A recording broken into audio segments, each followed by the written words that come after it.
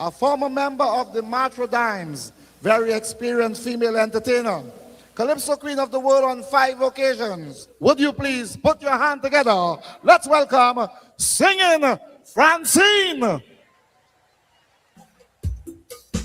Thank you.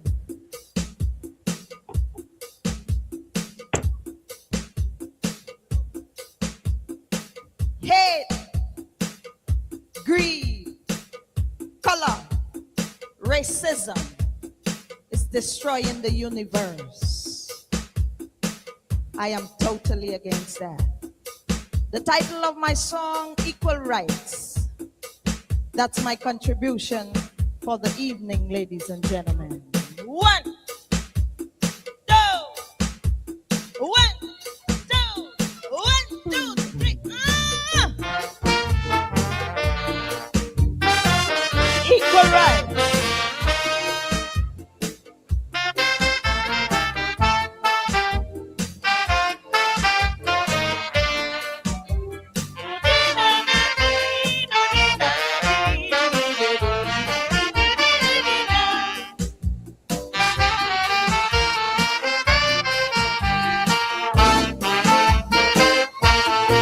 I've studied days and nights, I've studied blacks and whites on the question of equal rights. I say I studied days and nights, studied blacks and whites on the question of equal rights. Well, after careful consideration, meditation has brought me to one conclusion. The old, the young, the weak and the strong, only fighting a battle of equal wrong. Because everyone is born equal, with an equal right to be born.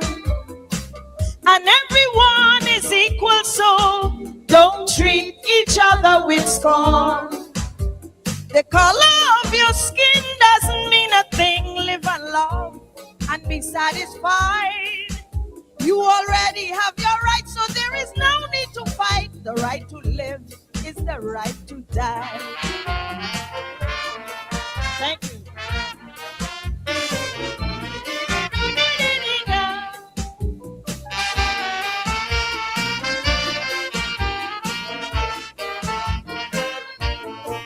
It is a simple case that we cannot be faced. We all belong to the human race. So you can tell your bud, we all are made of mud, equivalently equal by flesh and blood. So what's the use of all this confusion, discrimination and fight for worldly possession? The rich, the poor, the weak and the small are equal in size when the master call. That's right. Everyone is born equal, with an equal right to be born. And everyone is equal, so don't treat your brother with scorn. We have the same earth to live, the same life to give, and yet we will not unite. We ought to be ashamed to play a dirty game and then talking about equal rights.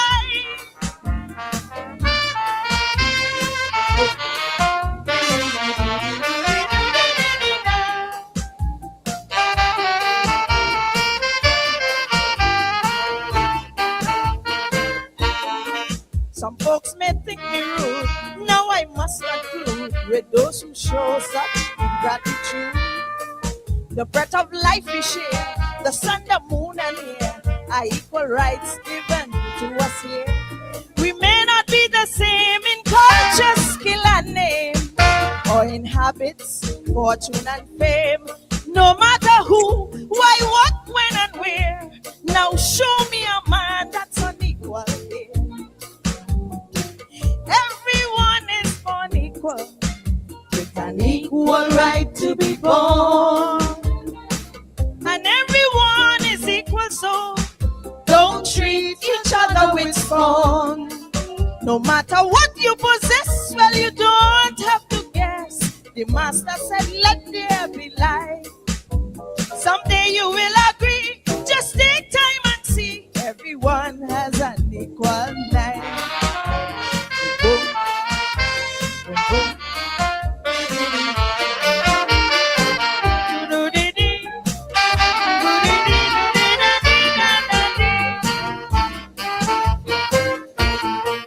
Now there are foolish men who know but still pretend. The laws of nature try to amend. No matter what you feel, the truth you can't conceal. And for sure, what is real is real. We may not be the same in culture, skill, and name, or in habits, fortune, and fame. No matter who, why, what, when, and where, just show me one man that is equal here. None. Everyone is born equal, with an equal right to be born. And everyone is equal, so don't treat your sister with scorn. We may differ in looks, in language, in shape, in ways, or even in height. But please don't forget, in life or in death, everyone has an equal right. Boom, boom. Love is the answer. Love is the only answer. Thank you, ladies. Mean a thing, live and love, and be satisfied. You already have your rights, so there is no need to fight. The right to live is the right to die. Thank you.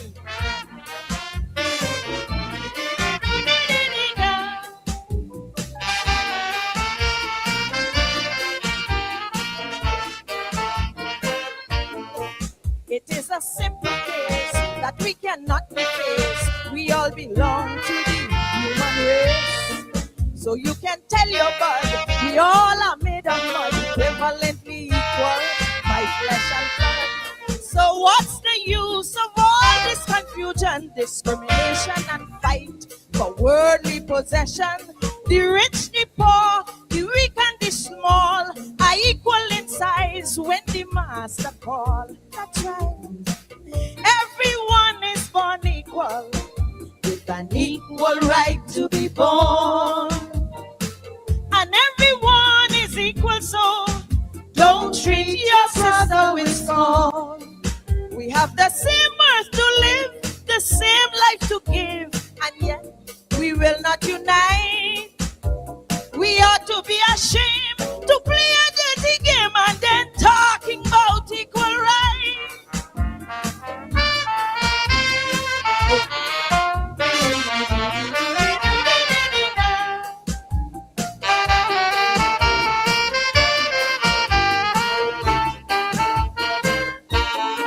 Some folks may think me rude.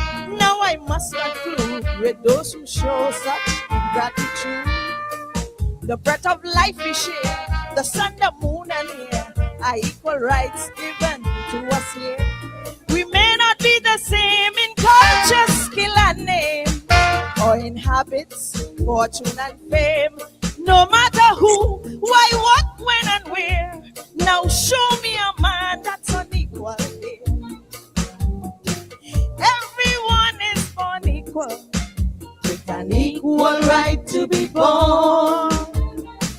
And everyone is equal, so don't treat each other with scorn. No matter what you possess, well, you don't have to guess. The master said, let there be light. Someday you will agree. Just take time and see. Everyone has an equal right. Boom, boom, boom.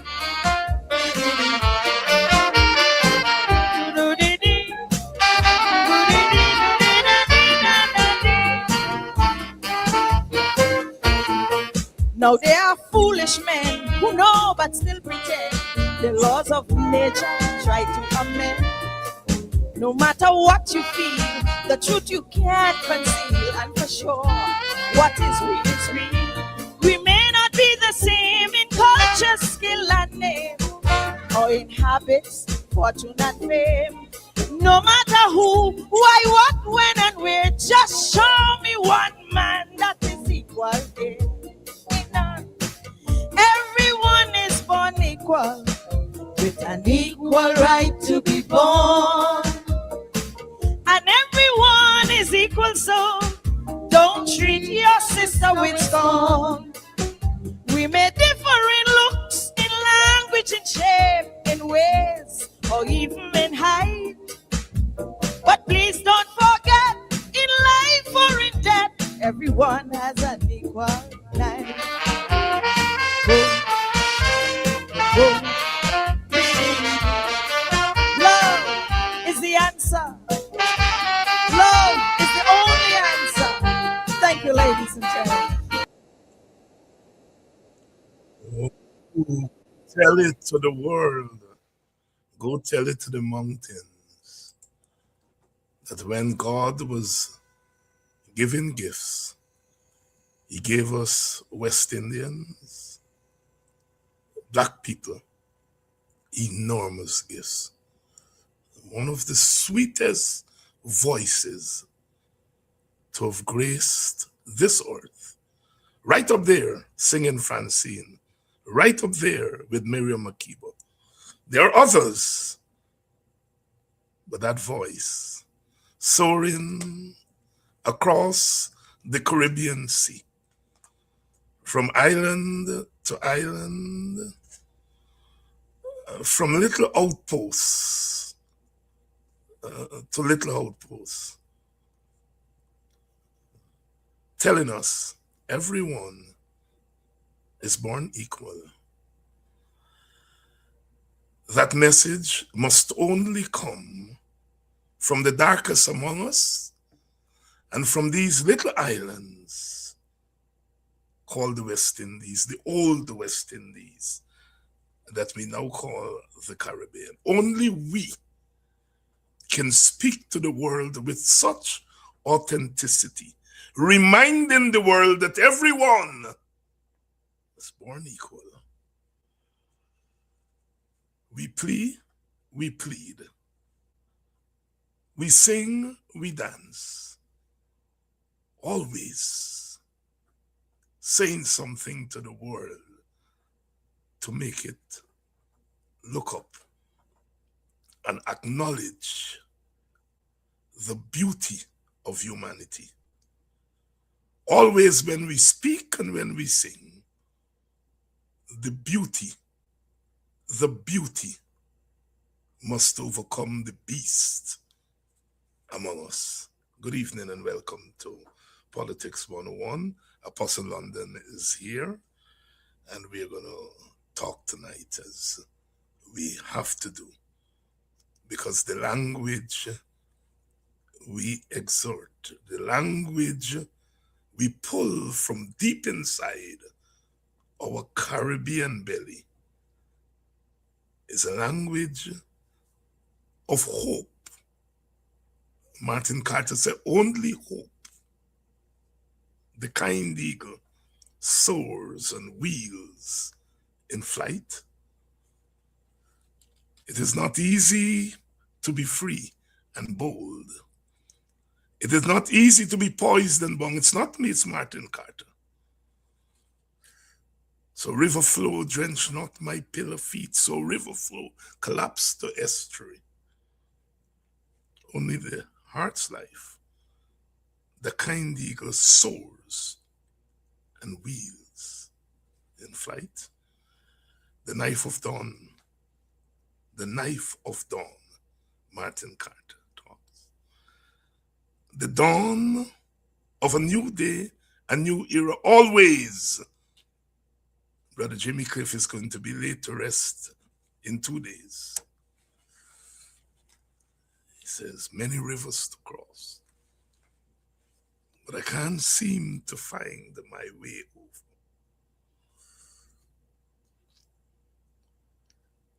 Sometimes I feel like committing a dreadful crime. Always crossing rivers, whether it's the rivers of Babylon or whether we say down by the riverside, when it snatched us from our homeland and brought us to Chatterland, we began to cross rivers. Whether it's swimming back to Africa when it's over, the Kanji water. We're always crossing rivers and opening up new vistas for ourselves and for those who came after us. Sometimes we do it without thanks. Sometimes those whom we free call us all kinds of names.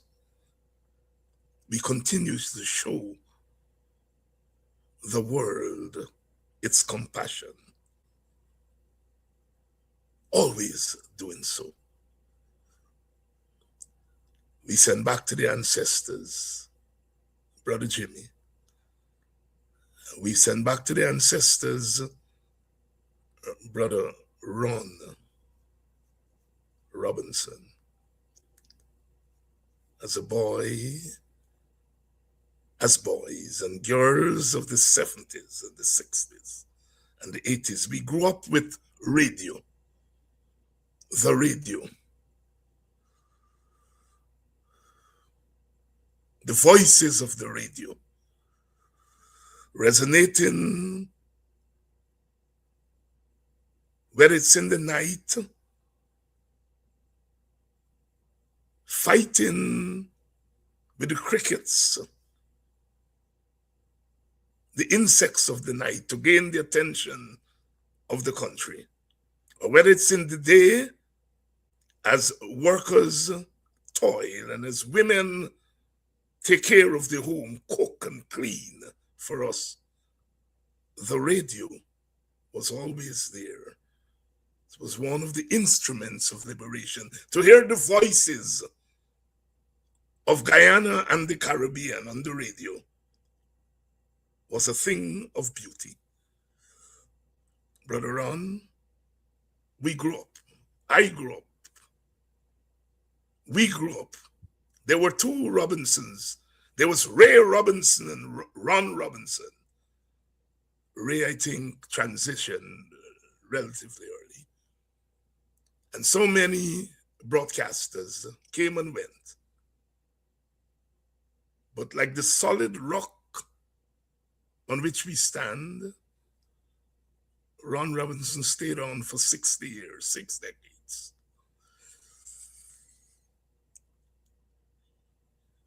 He has gone with the ancestors. I met with him a few times.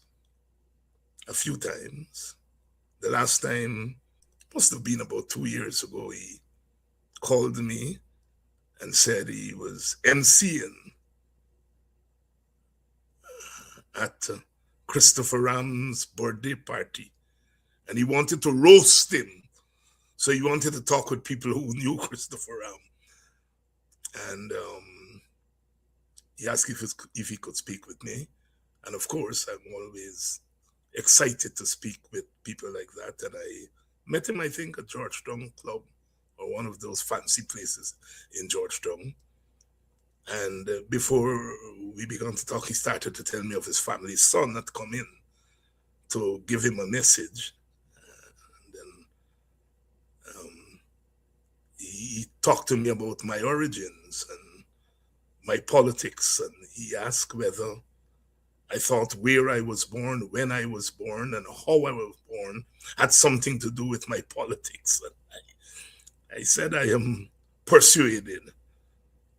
And what was supposed to have been a 15-20 minute interview turned into a conversation that lasted for almost 3 hours. And I was very glad. I didn't know then that he was that sick and moving on, as we must, swimming back to Africa, swimming back to the ancestors. Love you, Ron. Guyana may not be always thankful for its blessings, but in times of death, we look up and we say, it's good to be a Guyanese. It's good to be a West Indian. It's good to be black. Good to be black. Walk good, my brother, walk good. Rasta man say, Rasta woman say, one bright morning when my work is over, I will away home, fly away to Zion. Congo with the drum, the shoulder and the feet. Congo Creole, one by one. See them a go away, one by one. And the griots of old, those who taught people like me how to walk and talk, but not to talk to big men and big women anyhow.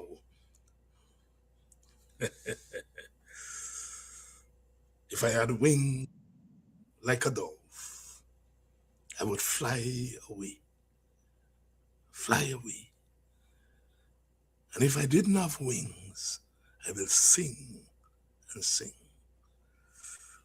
Taking the language of the oppressor and painting images for the children to have something to look up to and to identify with. That's what we call identity. That which you identify with. I love being Guyanese. I love being West Indian. I love being black. I'm not going to give that up. I'm not going to give them up. We are marching on as we must. We are marching on to Zion. That beautiful, beautiful Zion. We have experienced it before.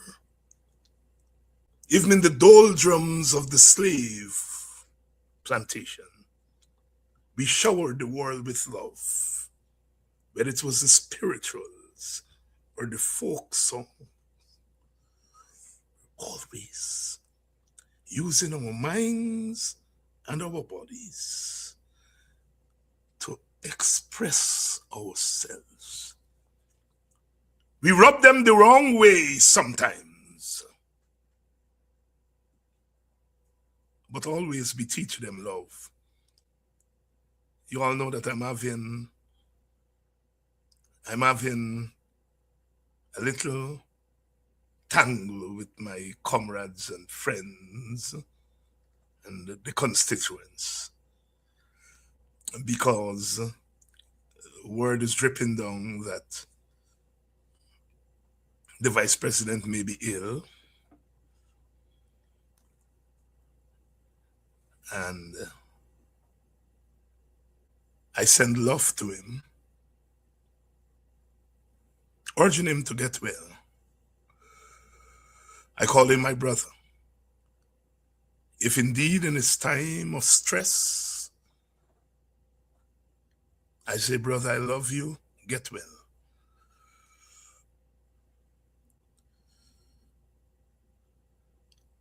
Understandably, those who have been at the receiving end of the whiplash of oppression coming from this government are reticent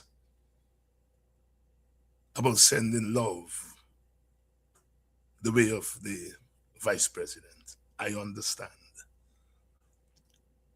I understand the pain of those who have been beaten up and beaten down. But I sacrifice myself. I take the curse from our people. Dr. Hinds, that man has done bad thing to us. Don't send any get well to him. I take the whipping from my people to point to another direction that we have been before. When the shackles of enslavement came off of our feet and we took our foreparents, They little earned money and they bought lands and left homes for us. They left their footprints in the wake of oppression. But they did more than buy lands. When the slave owners, the plantation owners, many of them went bankrupt, it was the free Africans who took their money and lent to their oppressors of yesterday. Oh yes, the black man, the black woman, the African Guyanese took their money and gave it at loan to the white man who enslaved them for centuries. And said, look, get yourself out of bankruptcy. We're a people of love, always. Always. Always. Always. And it is that tradition that allows me to say to our brother, if it is true that he is suffering, I love you. Many people are not certain that if I or Apostle London or Aubrey Norton or any one of our kind were ill, that the vice president would be kind to us. He was not kind. They were not kind to Mr. Granger when he was ill. But we cannot account for them. We cannot account for the acts of omission and their acts of oppression. We can only account for the conscience that we came with across the Middle Passage. And that conscience which has given us the strength to keep on always keeping on. We're ready to talk. Because sometimes the voice must resonate. Sometimes the voice must lead us. Lead us. Lead us, Heavenly Father. Lead us. Always. The words of one of my favorite Anglican hymns. Used to be 217 in the old Anglican hymnal. When comes the promised time that war shall be no more, and lust, oppression, crime shall flee thy face before. I learned those words as a boy. I remember Guyana pointing it to me, said, David, that's a revolutionary hymn. And I couldn't, in those days, connect it to hymn and revolutionary.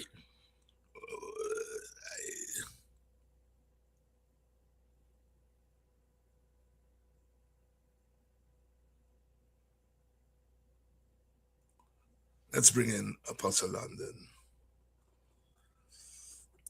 As we look north,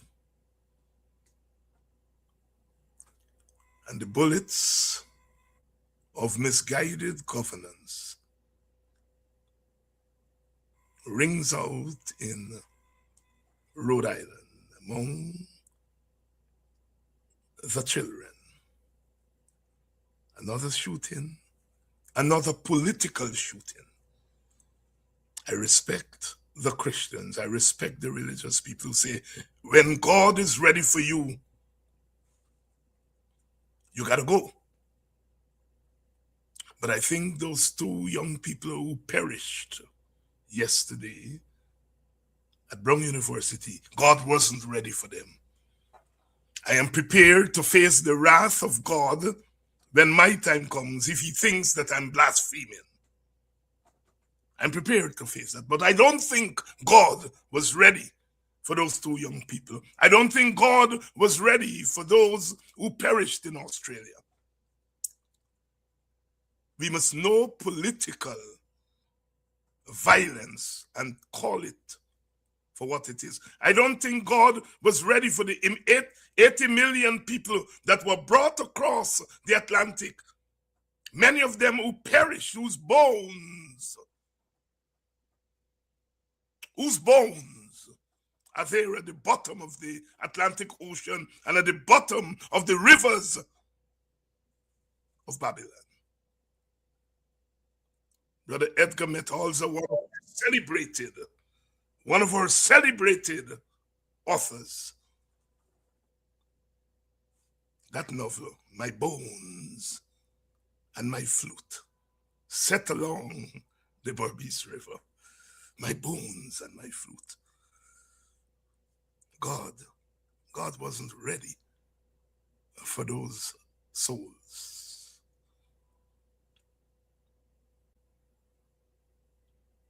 We must confront this world. God is not ready for those men and women who are being blown apart in the southern Caribbean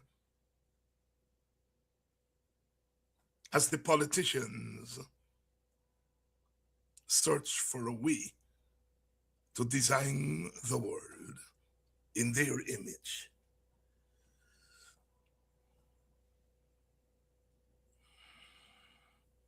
God spared the lives of those passengers in the JetBlue flight that almost lost their lives as the JetBlue plane lifting off from Curacao almost collided with an American military plane. Oh God, our help in ages come.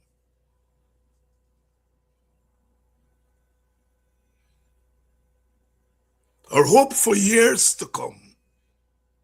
We want to live for years to come. But those who we put power in their hands wants to quicken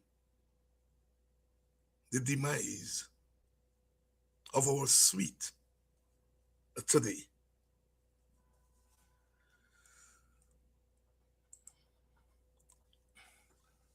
Apostle,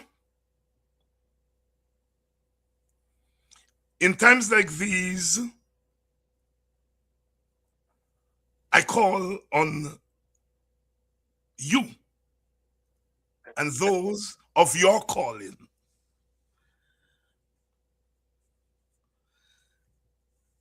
Are we living in stubborn times? Or are we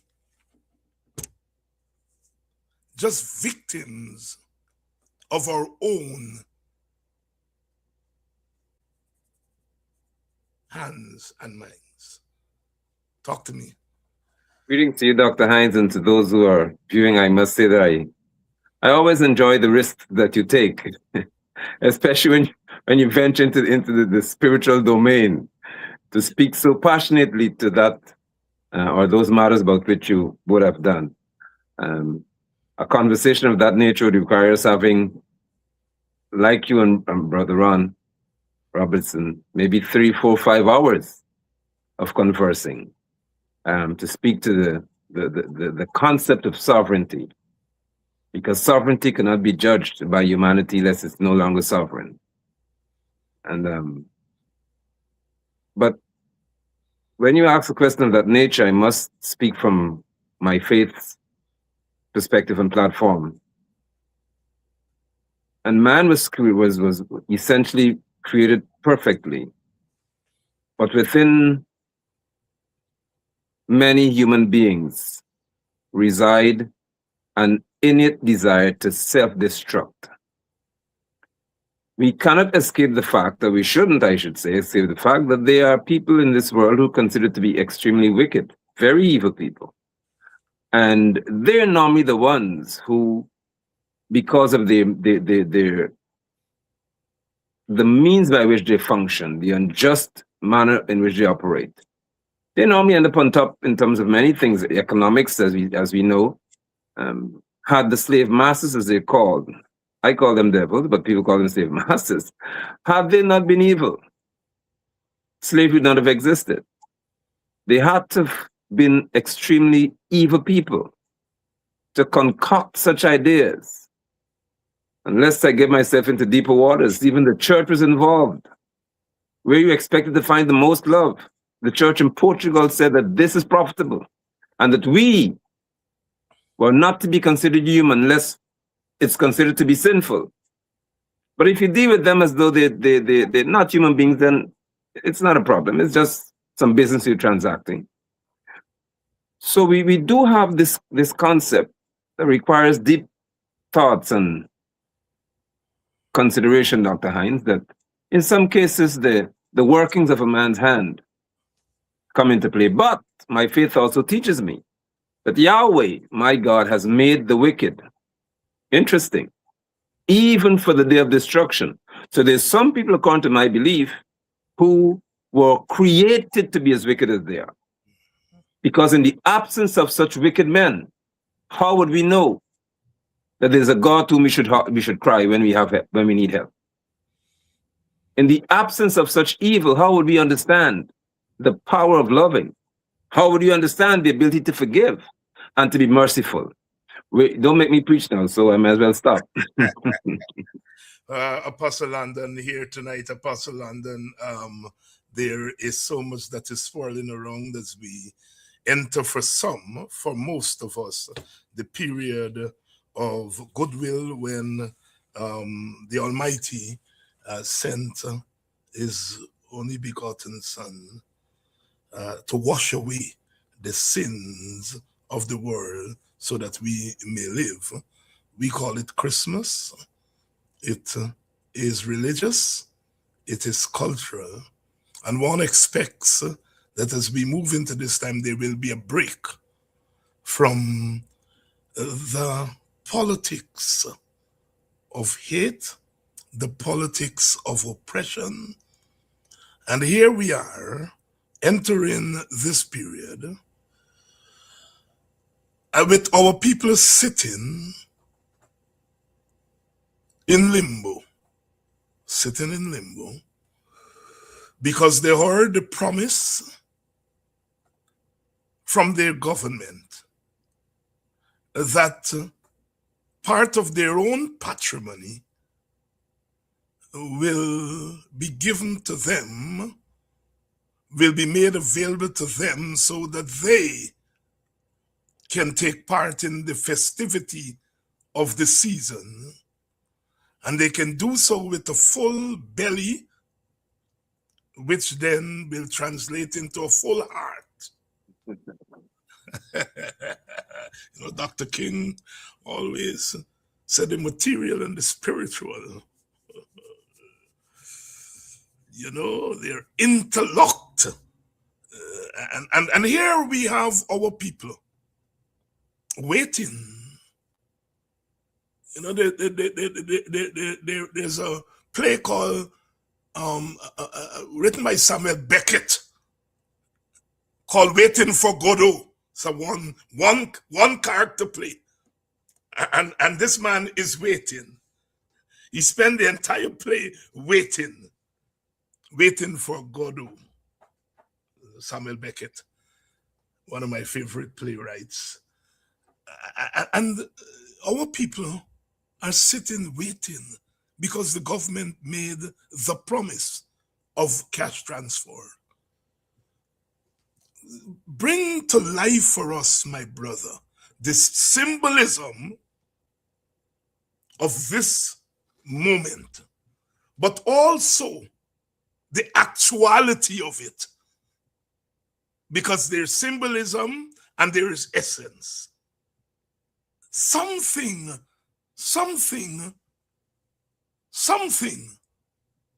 is not right with where we find ourselves. Talk to us about this cash transfer and the people waiting and the government promising.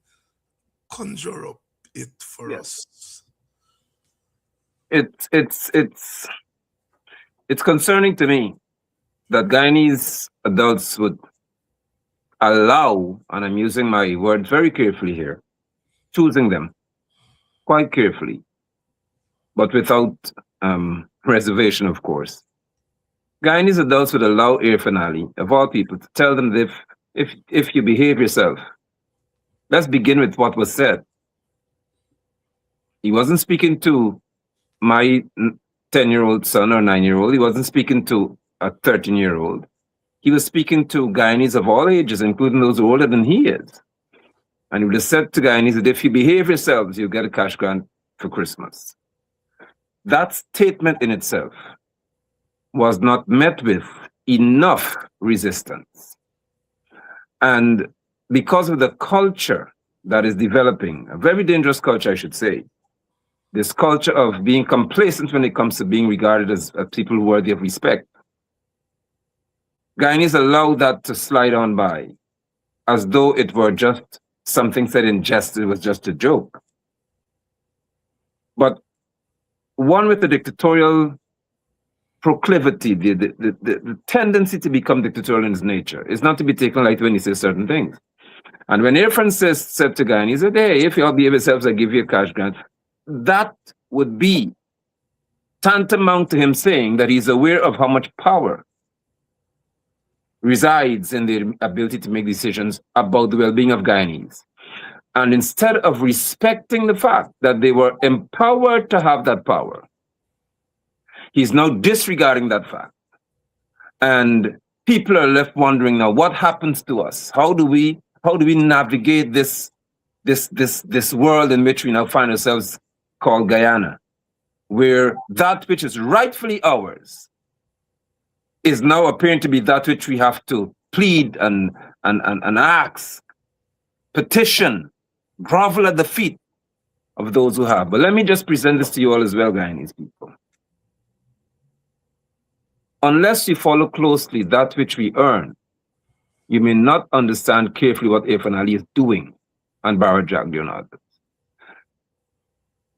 In just up until July of this year, I think it would have been, we would have earned from oil alone $2.75 billion US dollars within 8 months.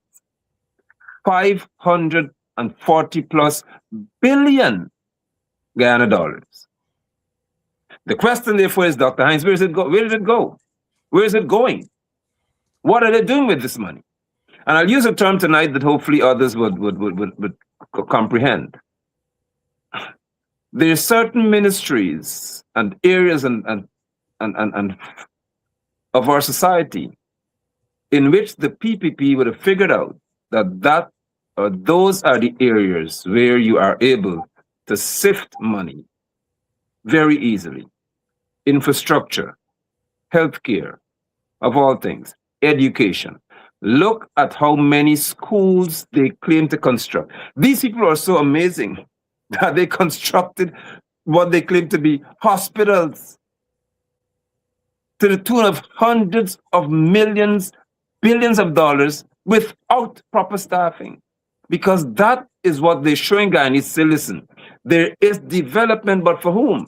For what I say to us, and I'm happy to ask the question, Dr. Hinds, that while Guyanese are wondering whether they'll get this cash grant,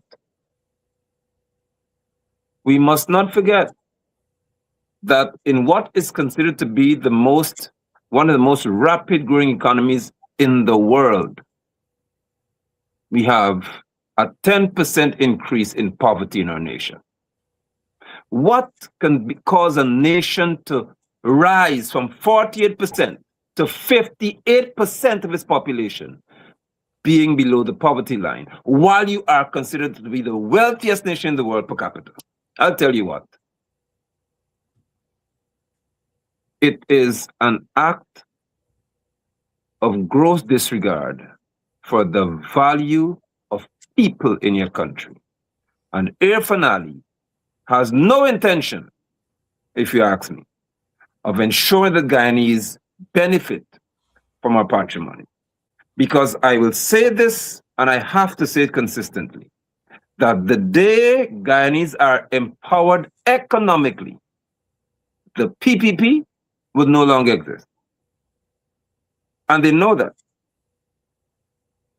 There must be a culture of always begging and hoping and appearing as though the life of this nation and our people lies in the hands of those. Well, we have to arise and demand what is rightfully ours and go to whatever extent it takes to send a very clear message that we shall not be treated as though that which we own is controlled by those who have been empowered to lead the country.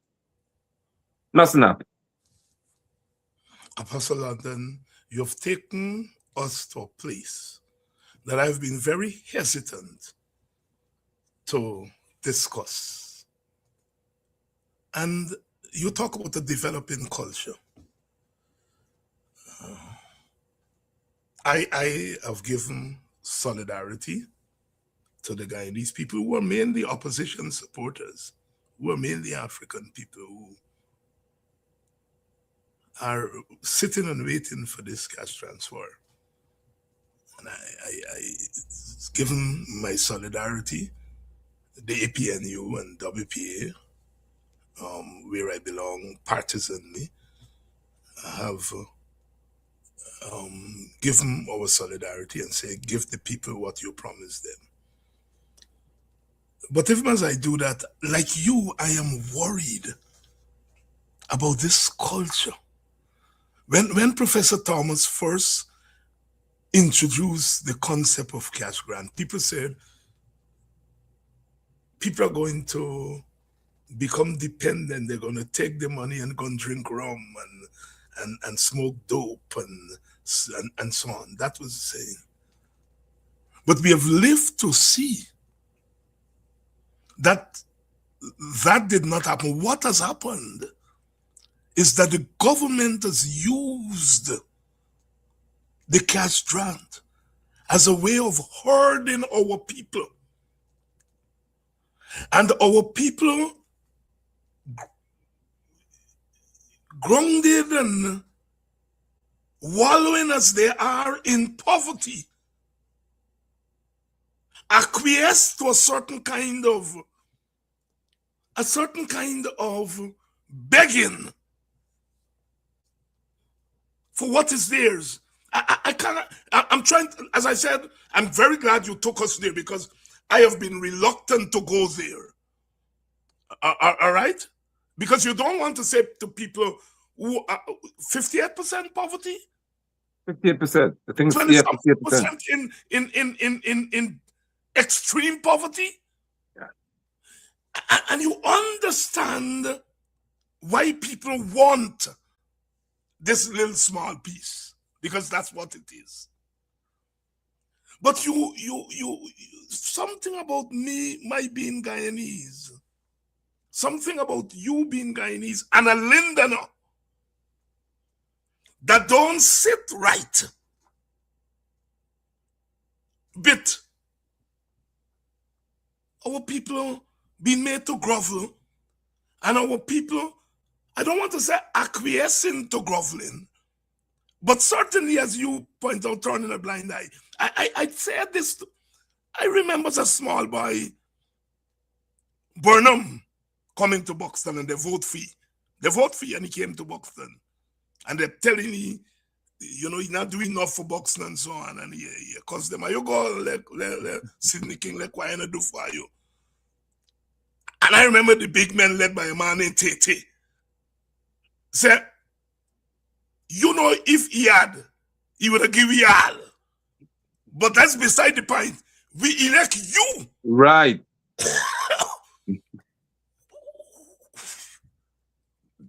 That is what I am not hearing here. That there is a way in which our people seem to be softening and, and you have taken us there. I think you have hit on something that as a Guyanese people, as an African people, as a poor people, as Linden, and I'm stressing Linden because Linden is a place that when God was sharing out defiance, he gave Linden more than he gave other places in Guyana and the Caribbean. Expand on that for me. Expand on that for me. I must, my brother, because I would gain quite a few more enemies, and I love the fact that I do have them. But I don't, and I have to be very cautious about how I present this. I don't subscribe to this concept of cash grants to Guyanese people. You don't give me a grant of what I own. It's a right that I have. I don't know it's a cash grant. What we have to demand is that there is an arrangement made, a contract, as a matter of fact, with the people of our nation, that X percentage of our profit would be shared with the Guyanese people. That's a covenant that you make. I don't want any leader to tell me that if I behave myself, I get some money. Let me just share with all and sundry. When Ashley Singh said that I have to take my national ID card and go to some center somewhere, I'm going to take it out. Show them this. They see my photograph and say, take it to register for cash grant. I said, and I'll use the word, hell no. You're not talking to me. You cannot make me. I was born in Linden, Maxwell, Ali is where I grew up, Christianburg. You can't tell a grown man like me I have to do anything to get anything from you. And I refuse to accept the $100,000 because of a principle. Don't tell me that I have to do anything to get what is rightfully mine. More so, don't make me feel as if whenever you feel like you give me what is mine. No. So I do not have, and I trust that our people in this nation will develop the strength and the courage to understand that you should not reduce yourself to asking for what is yours. Irfan Ali, Bara Jagger, and others were not elected to choose whether they'll give me what is rightfully mine as a Guyanese. They were elected to find ways of doing so in a manner that we accept. That's what they say. But the culture has shifted, Dr. Hinds, and I see even our African brothers and sisters looking at Massa coming to them to say, instead of saying, we would not become slaves, they say, make me a servant of yours. And I have a problem with that concept. Because we were not, our history doesn't lend itself to that kind of behavior. What if our forefathers had said, keep us being whipped, beat us more, Massa, do whatever you want to do with us. For 400 years of battery would not be enough. Where would we have been today? Where would we have been if some of our indentured servants, the indentured servants, didn't say, well, we don't like Massa either because of what he's doing to us. We deserve better. Where would we have been? We have to resurrect the culture of resistance in order to survive. And I refuse to accept that Guyanese who are old enough can say to me that they accept this cash grant concept and not a contract concept. There has to be a contract, a covenant made with even the unborn of our nation, that you are entitled to that which have come out of our ground because it's your right to have it. And any leader who doesn't function in that manner should have a rude awakening from the people of our nation. Well put. And it's the spirit of Tete from Boxland. What he was saying to Barnum, he was saying, look, don't tell me what Guyana go give you. If Guyana go give you wherever he think, but that is not what we are talking about. We are talking about you, the leader. And I remember Barnum, Barnum used to like to banter with people. He had a rare kind of relationship with the masses, and that he would abuse it. But Barnum I remember him getting serious and say, well, all right, you all tell me what's going. And they proceeded to talk about drainage, because they were mainly farmers. Yeah. They proceeded to talk about the pig rearing and so on. and Burnham got down. But I think he was jolted into that native intelligence and understanding about what politics and governance are about, and what you are talking about, the culture of I'm not begging for what belongs to me. No. And I think that's where they've driven our people. They tell us that our people that smoke out the money and drink out the money. And that has not happened, but they've done something worse than if people are taking the money and drink it out. They're forcing our people to grovel. Yeah. And I think people like us have a responsibility to say, we ain't telling you not to raise your voice for the money, but you ought not to grovel. Correct. You ought to demand it. And you ought to demand it, as you call it, a contract. Put it in law. What all people say, put them in black and white. Right. Put them in black and white, so that I don't have to behave myself. You think Burnham could have go to Buxton or Linden and tell them they got to behave themselves? First of all, he would not have thought about doing it, because he had more respect for people. And secondly, had he done it, he would get the length of the tongue, the collective tongue of the people. But it shows where the PPP has driven. And I like when you use the word culture, because this is slowly, and perhaps not so slowly, becoming a culture. And I think we have to tell our people, you can't go on like that. No. Don't tell me it's a game you're playing. Because over time, a game becomes a serious thing. We have to be very careful of this whole thing about playing a game. Right? It's not a game. This is not a game where you are acquiescing in order to get a grant. No. Martin Carter said the mouth is muzzled by the food it eats. And you can be muzzled by the very food that you eat. Or people say, careful with the soup you drink. Because it go down your throat and burn more than your mouth. Yeah. And I think we have to find ways of speaking to our people without insulting them. That's why you were very careful to say, be careful. You want to be careful about how you're formulating it. Because some of them would say, whoa, Apostle Landon and David Hines, they get anything for gay people? Whoa. Right? So, sisters and brothers, we have to be very careful about what we are doing. We got to be very careful about what we're doing. Brother. Permit me, please, Doctor. Permit me. Go ahead. Because you started with the tone of a preacher, a very pensive one at that. And I know that Irfan may be upset, and he should be upset. But this has happened too often. And this, I'm speaking here to the. I don't celebrate Christmas, by the way. Because of the what happened to my forefathers. Right. The only time when they were allowed to eat certain things and wear master clothes was you see, when I understand history, certain things don't pass well by me. See, if they were free to be who they were, then fine. But nobody's going to impose some religious concept on me and then beat me the next day. When you party with me last night, then tomorrow night it looks again after Christmas is over. I'm not going to do that. But there is a great percentage. Actually, there's a census of 2012, I think it would have been somewhere around there, where 55% of our population would have identified as Christian. Now, this is critical, Dr. Hines.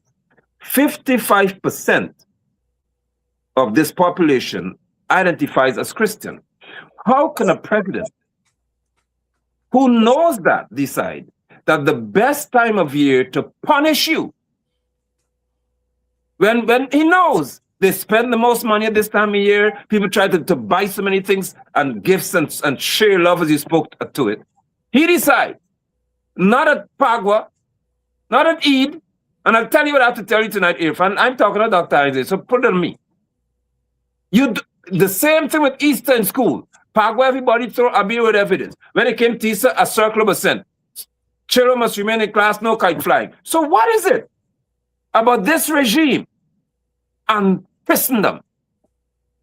It is thought-provoking, and it warrants a conversation. Because it can't be an accident that when it comes to 55% of your population, you decide that you're not behaving themselves, so no Christmas money for y'all. What kind of behavior is that? But you know what happened? He realized that principle. The principle is that when leaders are silent, religious leaders across the board, when you are silent, then there is an invasion of other ideologies that destroy your people. And worst, at election, I saw so many preachers lauding the PPP. They weren't speaking to, there must be fairness and equity, and it's wrong for them to utilize state media as much as they did. And I guess we get into all that. No. They said, what you did, Irfan, is good, and we have your back. Now, that is why he now believes that he could do whatever he wants, whenever he wants, even at a time when the churches across this country expect to have a season of goodwill and cheer. I had to say that. Forgive me. And well said, my brother. I was just about to take us there to say you and I were part of the conventional politics in the election season, and given our ideological origins and trajectory, we are always having to contend with the limitations of the formal electoral culture and our own understanding of how politics and governance work. In some instances, we muzzle ourselves in order to make sure the thing has gone smoothly. Talk to us about how you were able to navigate the limitations of electoral politics and the hope and profundity of your own ideological origins and trajectory. I love that, Dr. Hines, because it required a level of maturity, I think, and I credit it to my father, Errol London. I hope he's watching. Daddy has an amazing way of how he functioned, and he taught me this. How do you navigate and cautiously function in a space where your principles and your ideologies are not so affected that you become another person, but you respect the fact that the circle in which you find yourself, which would be elections at that time, didn't warrant one of a particular strength in one area, but weakness in that you don't understand that you're dealing with a wider array of people and a broader spectrum of personalities. So I was able to ensure that which I stand for and stand on would not have been compromised in any way. But in another area, I recognized that what Guyana needed at that time would have been voices of courage and strength. And voices, as I said then, that when we look forward, we'll say that, hey, there were people who told us about it, who warned us that if we are not cautious and careful, then Irfan and Barrett and others will deceive you. So they'll promise you things and they'll say that they care about you, but then if you're not cautious and you choose to go down this path with them, they'll become exactly what they've always been. And so now I am at ease mentally to realize or to really accept the fact that some of us were used as horns and sirens to warn and to say, do not go down this path, lest you find yourself in hot water in the end. And that helped me to go through that process, as I said. And I've learned to compartmentalize. I typically, my head is big, so I have chambers in here. And I know that there's a part of me that can speak to something, while the other parties do not address that right now. Do not address it. And I know that our culture, I use the word culture again, even our electoral culture, doesn't lend itself to consistent truth because we were trained to vote for who we like, not who tells us the truth. And that has to change very quickly. Yes, yes. You know, Walter Rodney used to say that a scholarship had a political objective. Yeah, I like that. Oh, yeah. And so he saw himself as a gorilla in academia. Yeah. So the academy was a means to an end. And they had coined the term scholar activist and activist scholar. And so you find people like himself and Clive Thomas who dedicate their scholarship towards a political outcome, as opposed to those whose scholarship, great scholarship, I may say, but it was an end in itself and not a means to an end. And I think, that helps us, that concept helps us when you mount an electoral platform and know that, you have to go 3/4 sentence rather than go the full sentence. Right. And you have to find ways and means of folding the whole sentence in 3/4 sentence and so on. But I wanted to get that in with you precisely because of your own politics and your own activism going into the election, and wanted to sound you out about how you think, because part of the thing is that radicals sometimes believe that you gotta leave the formal politics to them. All right. And I know my generation made that mistake. We ain't worrying. They used to call it, what they used to call it? They used to call it once every 5 years democracy. They used to say it's a democracy for once every 5 years, and so on. And I remember Clive Thomas saying, but we cannot surrender the right to vote to people because many people died for the right to vote. Right. We can't call it bourgeois democracy because bourgeois people and die for the right to vote. It's working people. And I remember being shocked to my senses. You're young and you don't worry. Elections are not important. We have to revolution and so on. Yeah. And Clive Thomas, God bless him, said, there ain't no bourgeois democracy. Bourgeois and rich people and die for the right to vote. The right to vote is poor people who died for it, and we gotta claim it. Thanks, my brother, for steering us in this direction. Let's stay on election because the EU, they gave a preliminary report and then later on a full report. And in many regards, the report that they gave is the same old story. But for some reason this year, it had a different resonance because they used a methodology that was different. They did not confine the election to election day. Right. And you referenced it earlier, the use of the media and so forth. So they use a broader methodology.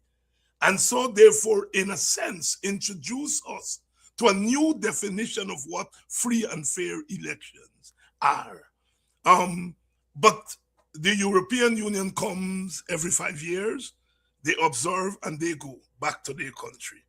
How can we, as Guyanese, and now I'm talking about Guyanese activists, yourself, myself, others, the formalists and the non-formalists, how can we use this opening that the European Union has given? Of course, it galls you, it galls me that white people say what we know is right. And then when the white people say it, then we open the eye. And we have been saying it forever, and it never got the, But apparently that has been our lot. Our novelists and them had to go back to England and publish the novels there before we start reading them as novels in the Caribbean. And the story go on and on and on. But tell us what we activists have to do now with the opening that the EU has given us. Thank you so much for that, Dr. Hines. And indeed, you're so right. In many cases, I view the EU, the European Union's report, as an echo of what was said by many of us on so many platforms. We spoke to systematic rigging. We spoke to the fact that years ago, the PPP began to prepare themselves for September 1st in terms of how they rigged systems. Registration of Births and Deaths Act. They rigged the system. And the EU, I'm so grateful that the observers saw through them and noticed what they were doing. Now, as activists, to be quite direct in reference to what you're asking, as what we label as activists, one thing that we should do is not say to the people, well, we will no longer speak because we spoke for so long and you still went ahead and did something that's contrary. We'll now be silent. I think the loudness with which we speak is going to cause hope, as I say, to spring eternal in the hearts of Guyanese again. Because there's only so much, and we've said it many times, Dr. Hines, there's only so much that people can take, any human being.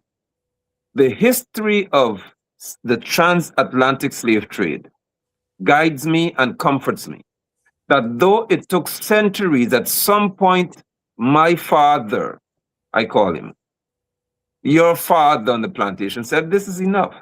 We're not going to have this anymore. At some point, though they tried and had many situations, but they said at one point, this is it. From this day, we are going down and we're not going to allow this to happen anymore. And as an activist, though we would not promote violence, what we promote is a violent mentality against that which is wrong. Not to fight people, but you aggressively say, you're not accepting this anymore. Because we cannot deal with 5 more years pandemic if the 5 more years include an intensification of disrespect for Guyanese people. So our position as activists remain even, I should say, it becomes even more important. Because now that the European Union has said what they saw, the question becomes, what do we do about what they've said? How do we encourage people to act? Because Region 10, for example, we are still without a regional chairman. This is historic. This has never happened in the history of our region. We are functioning without a regional chairman, without a vice chairman, and people have lost I should say certain leaders, apparently, have lost the ability to stand and say, well, Linden or Region 10 will not function normally because it's an abnormal environment. So if the Rexo, who's the clerk of the council, has chosen to not recall councillors to have an election, then he would not have an office in which he'll occupy. He wouldn't go to work. He'd not be allowed to enter the building until this happens. Now, you see, when I speak like this, people start trembling because they don't see the power of activism when activism is the means by which we became free as a people. It's just at what level you function. We cannot normalize that which is unjust. And I took a hint from the EU's report that they're saying to Guyanese, listen, you are the ones. They made it very clear. You are the ones who must demand change. Now, of course, you know, they speak very, very cautiously and of course, diplomatically, but they said it to us plainly. You are the ones who must make the elected officials change your experience in the next 5 years. How much clearer can they be? What else should they have said to us?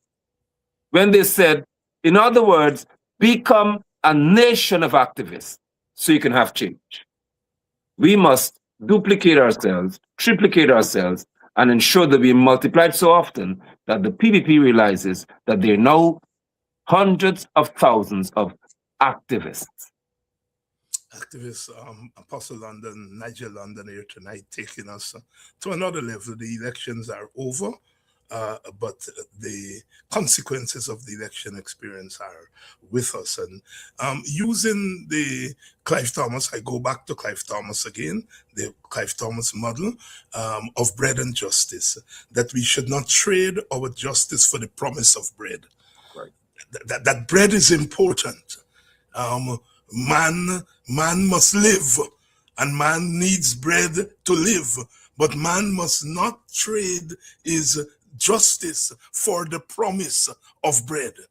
And I think that is so apt in our conversation here tonight. I remember as a young boy coming into politics having to read that little pamphlet by Clive Thomas, Bread and Justice. At that time, I don't think I understood 100% of what he was saying, but 50% was good enough. And now we are seeing it living out, being lived out, where our people are being bullied to trade their justice for the promise of bread if they behave. And we have to lift our voices. Lift our voices, as the African American Black National Anthem says. Lift every voice and sing. Lift every voice. Lift every voice. And I think, yes, we are a people of multiple ethnicities. I always say the Amerindian people get beat up the most. But we African people, we have the larger voice. Indian people are being muzzled by the logic of our ethnic politics. Right. They would like to raise their voices, to lift their voices and sing.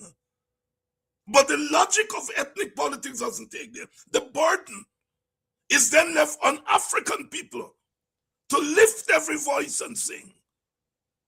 This country is depending on us. And we must not do as the Bostonians tell us in their national anthem. Thou wilt not cower in the dust. Do not cower in the dust. African people, to the extent that you fight back, Guyana will fight back. To the extent that you grovel and cower, Guyana will grovel and cower. And I think that's the message. My brother and I, in different, same cadence. I was about to say different words, but same cadence, trying to leave you with here tonight, because we have to do this. Were you surprised, Apostle, that the Private Sector Commission now are trying to tell us that what we see with our very eyes is not what we see? I cannot be surprised, because remember, we're speaking to the Private Sector Commission of the past 5 or more years. They've not been different. And that is because when you have an oligarchy, when wealthy, and for those who are viewing that, of course, when wealthy people control your nation, they're normally found in the business sector, private sector. And in a capitalist society, which we have become, then capital controls the society. The private sector has to speak the way that they do, because they are the ones who benefit the most. When a contract is awarded for a hospital to be built, it is built by someone from the private sector. When these schools that are being built in the bush somewhere that we don't see, but you don't see them being erected either, $250 million, and you can't see what comes out of the ground for that work, that benefits the private sector. Many decisions that have been taken to the point whereby the private sector must benefit the most. And so you don't expect them to criticize any process from which they benefit so heavily. What I therefore would like to posit here, if I can, is that Guyanese should identify, and this is activism again, identify those within that very sector who encourage, even through silence, your discomfort and your disquiet, you're unable to live the way you should. No, take mark of who they are and withhold your finances. To some extent, you may have to withhold your service, because we have to be rescued from that which has begun to destroy us as a people. And I think that every Guyanese, we have to be rescued from that which has begun to destroy us. And that is found in the fact that while your economy is exploding, your rate of poverty is increasing. That is the warning sign. That is the red flag that says if you don't act, you'll find yourself like Equatorial Guinea, where over, I think about 70 or more percent of the population is poor, dark poor. And the vice president, who is the president's son, has a net worth of over $300 million US. If you're not careful, we're getting there gradually. We are getting there. Apostle, I have to pull you out on this. I don't know whether you addressed it on your own program, but I have to pull you out. You and I were on different electoral platforms during the election, and that is known. What is not known is that you called me. As you said, you called me as an elder. Yeah. And you were worried that we were going into the election in a fractured way. And we tried to do behind the scenes what we eventually didn't have the strength. Well, let me take that back. We didn't have the scope to do. We had the strength, but not Right. the scope to do. I prefer that. Yeah. Wrong talk with a wrong talk. We didn't have the scope to do. But the elections are over, and we are in the post-election period. Do you feel the same way as you felt before the election, that it was imperative, at least for those who were in the so-called opposition, to have had a coming together based on clear principles and not expediency? Because when you and I talk, that's where our heads were. That we felt that we were not going to do ourselves a favor if we were going to go into this election divided.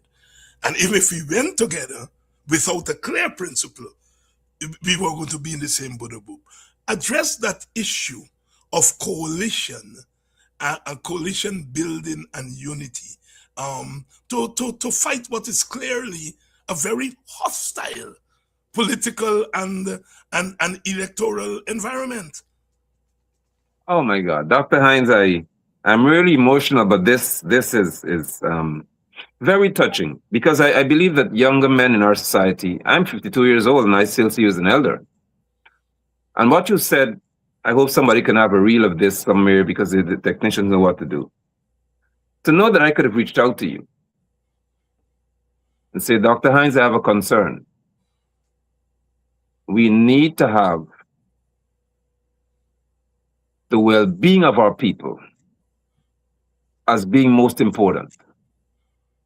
We need to have the semblance, the appearance, and the reality of unity on this side to defeat evil on that side. I value the fact that I was able, like you with Ron Robinson, I was able to experience you, and I'm able to experience you in ways that others may not be able to find within you that elderly wisdom to say, this is the best thing for us to do. This is the best course of action for us to take. And if we do not take that course of action, then there's a reality that we're going to face. And the reason why I'm so touched by this is because I went to wash a vehicle today. And the person who's operating the machine at the wash bay, the man said, hey, that's the pastor, that's the man who was so vibrant and everything as an election. And he said, the fellow operating the wash bay said, but they didn't get together.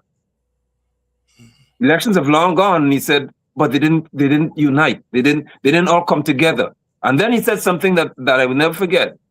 He said, and because he didn't do that, we say we're not going to vote. That touched me because what was demanded of all was coalescing, not competing. I still believe and look forward to 2030 or probably before that there will be, based on this experience, a meeting of minds that state that together we shall lead the nation, though one would preside over it. And that is what you and I had so clearly in our minds.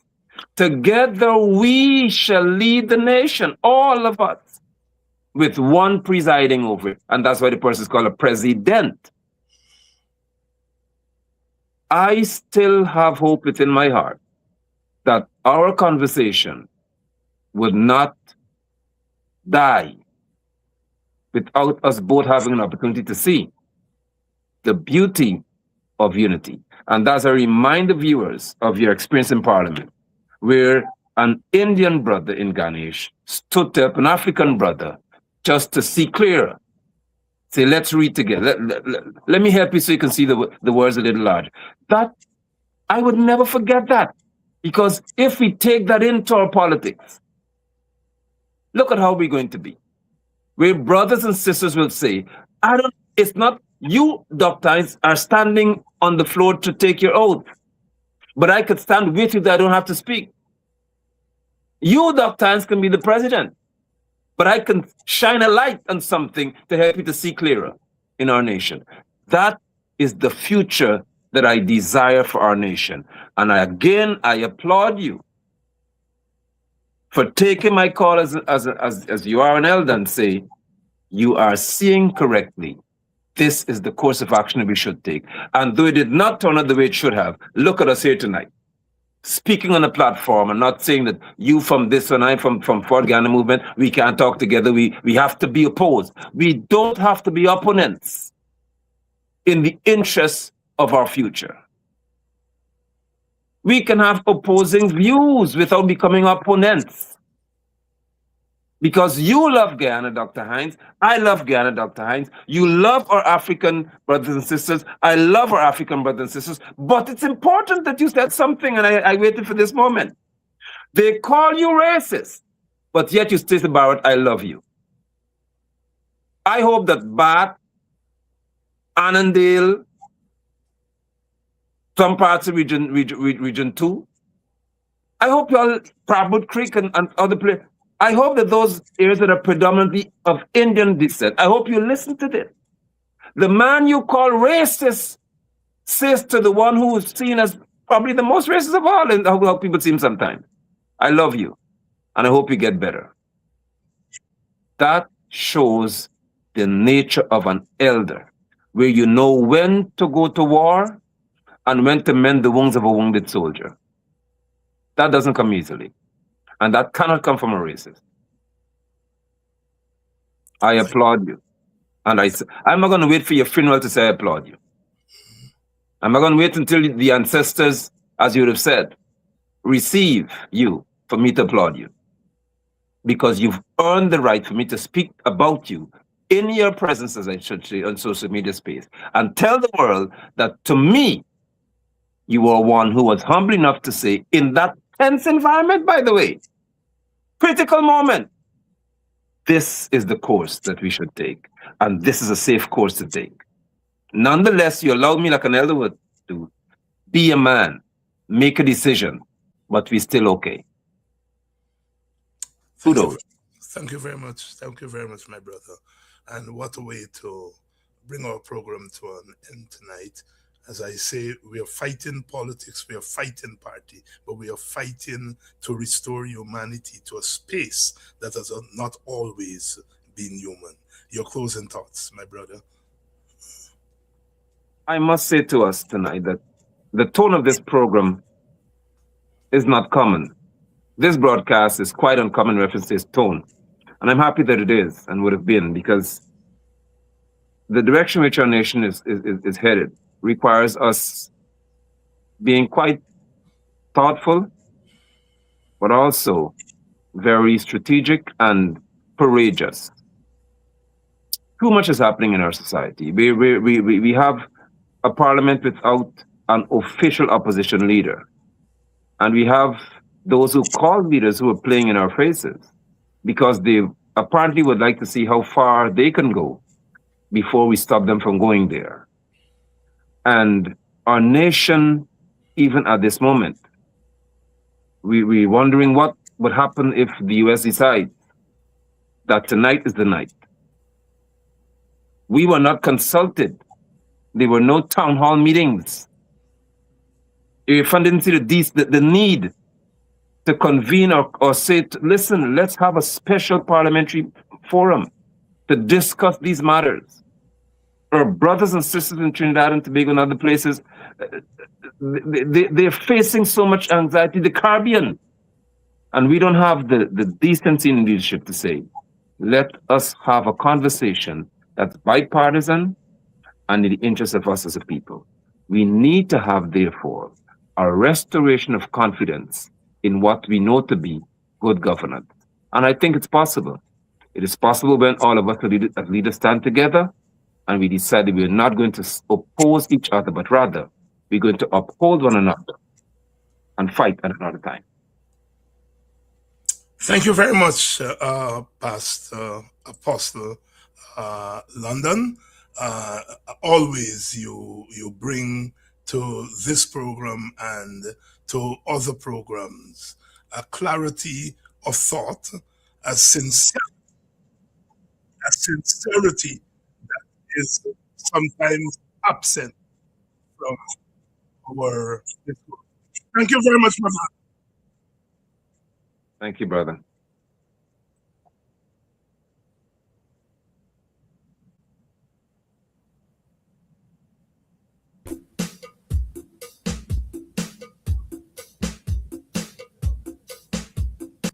The older she gets, the sweeter her voice becomes. A former member of 1, 2, 1, 2, 1, 2, 3. Equal right.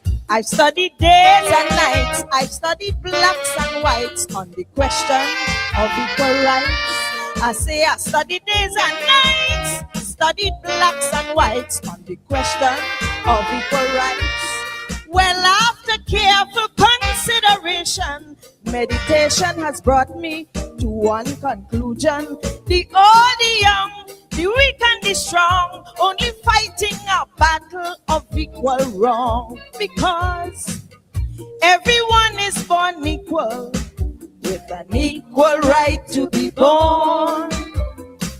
And everyone is equal, so don't treat each other with scorn.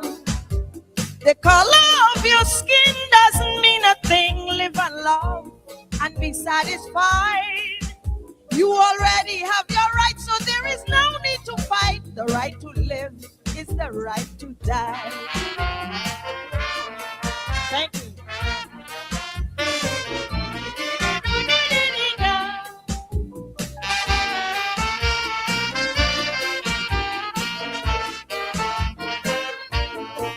It is a simple case that we cannot be faced. We all belong to the human race. So you can tell your bud, we all are made of mud, equivalently equal by flesh and blood. So what's the use of all this confusion, discrimination and fight for worldly possession? The rich, the poor, the weak and the small are equal in size when the master call. That's right. Everyone is born equal, with an equal right to be born. And everyone is equal, so don't treat your brother with scorn. We have the same earth to live, the same life to give, and yet we will not unite.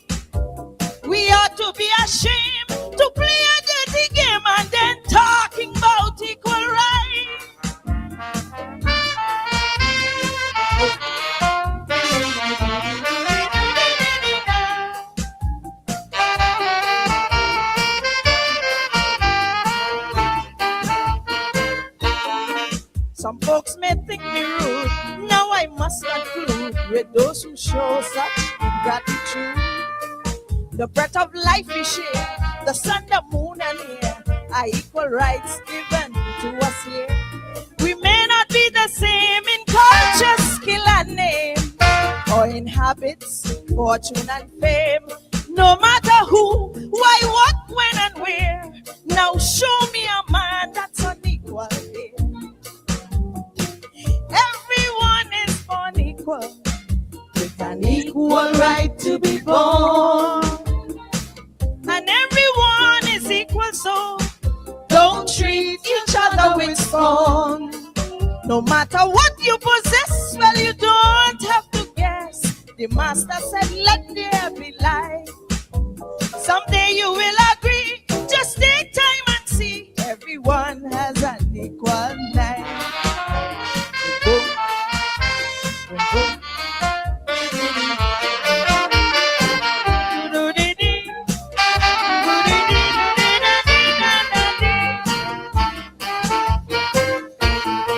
Now there are foolish men who know but still pretend the laws of nature try to amend.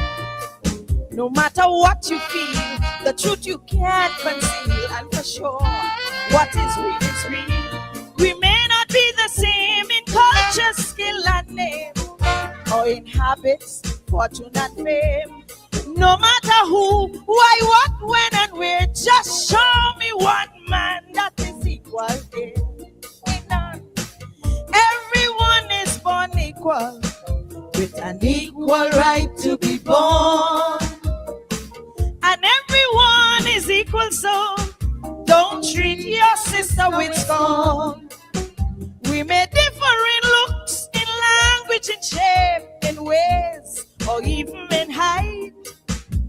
But please don't forget, in life or in death, everyone has an equal life.